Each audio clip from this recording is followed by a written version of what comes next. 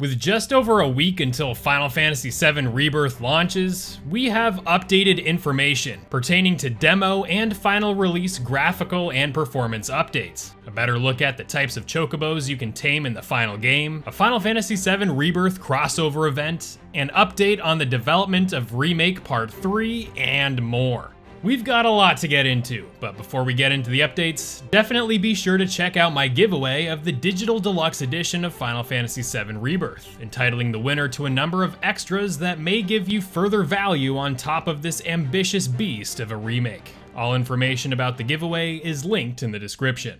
Let's first begin by briefly addressing the Final Fantasy VII Rebirth demo and the updates that it will get, as February 21st will mark a significant update for the demo for two distinct reasons. One, the demo will update to include enhancements to the game's graphics for those who play on the game's performance mode, which targets a smooth 60 frames per second. Some players ran into issues pertaining to muddy textures and graphical oddities that were experienced when playing through the Nibelheim flashback demo on the game's performance mode setting. So the good news is that graphical updates will enhance what is offered in the demo. But even better is that these updates will apply to the game's final release just a week later on February 29th. Secondly, the demo on February 21st will also update to include the Junon portion of the demo, in which players can experience a smaller section of the Junon area of the final game, showcasing several of the open world systems to fans ahead of the game's launch. Completing this portion of the demo will entitle players the survival kit and Kupo charm that will unlock with the final game.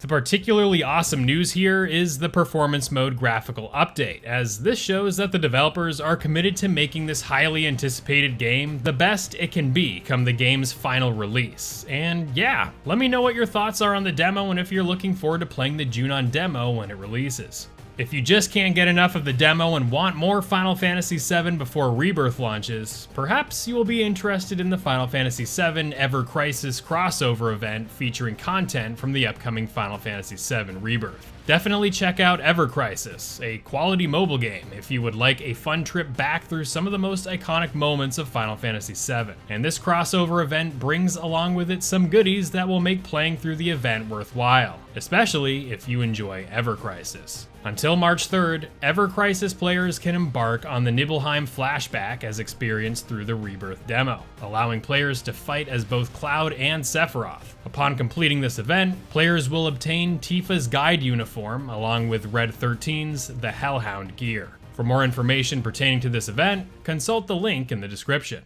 I'm sure many of you fans of the original PS1 game remember that Final Fantasy VII contained a variety of different chocobos that had unique traits that allowed the party to traverse the game's overworld map in a number of different ways. These chocobos were distinguishable by their color, ranging from the base yellow, with other varieties that could be bred to achieve different colors like the green, blue, black, and gold variants. Thanks to the Final Fantasy VII Remake Twitter account, we got some brand new details pertaining to the green and blue chocobos and what makes them unique from the rest of the chocobo variants. Just a disclaimer here that these posts were done in Japanese, so these details and explanations were translated to English. Let's first get into the green chocobo, which the post names this variant the Forest Chocobo. The description for the green Forest Chocobo is as follows. Forest chocobos show their strength in forests by jumping from large mushrooms and sliding on the branches of massive trees. They can help you explore dense forests where it's easy to get lost while also having fun.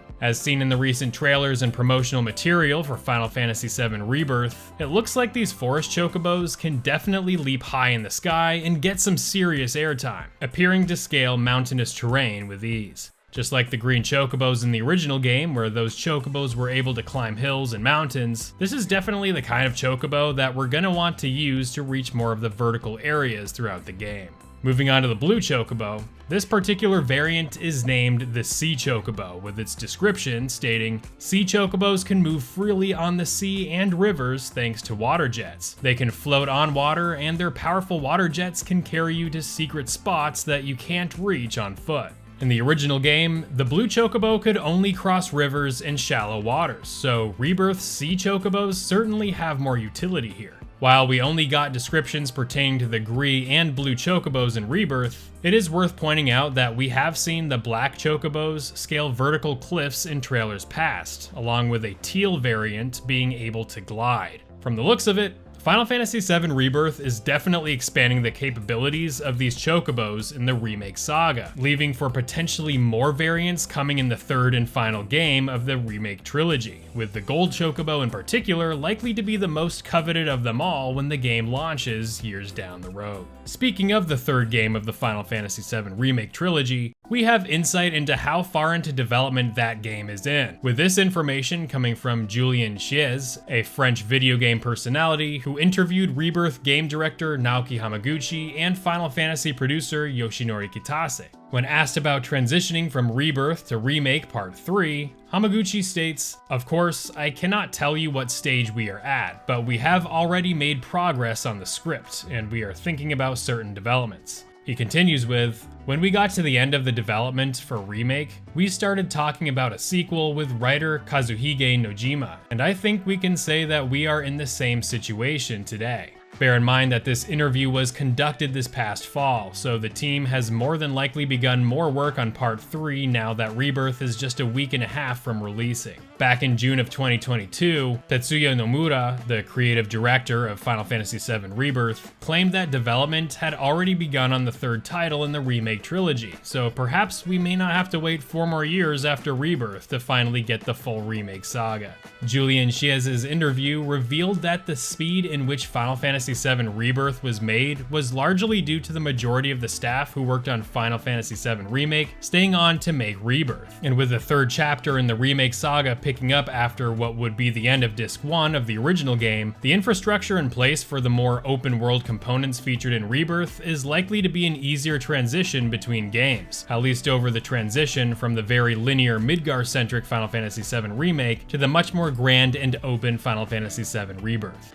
In another interview with game director Naoki Hamaguchi and producer Yoshinori Kitase, this time from Game Rant, Kitase explains the reasoning behind ending Final Fantasy VII Rebirth in what many would claim as the most iconic and climatic part of Final Fantasy VII, the Forgotten Capital. Now, don't worry. Absolutely no spoilers whatsoever, but this insight into the game's development and how these games are sequenced gives us an understanding about why the games are structured the way they are. We get that it was necessary for the ending of Rebirth to serve as the most dramatic part and as the story's climax of Final Fantasy VII, Kitase states. There were many discussions to decide this, and we thought that ending at that point would be the most effective way for people to wonder and want to play the next title as well. For original players of Final Fantasy VII as well, I think this is an area that people most wonder about, so we felt that made it the most appropriate ending point of Rebirth. Serving as the ultimate cliffhanger that leads to the final part of the Final Fantasy VII Remake saga, it is no surprise that the several-year wait for the final game is going to feel torturous, but make no mistake, Final Fantasy VII Rebirth is going to be much, much bigger than Final Fantasy VII Remake, so at least we'll all be busy with the game's expanded content.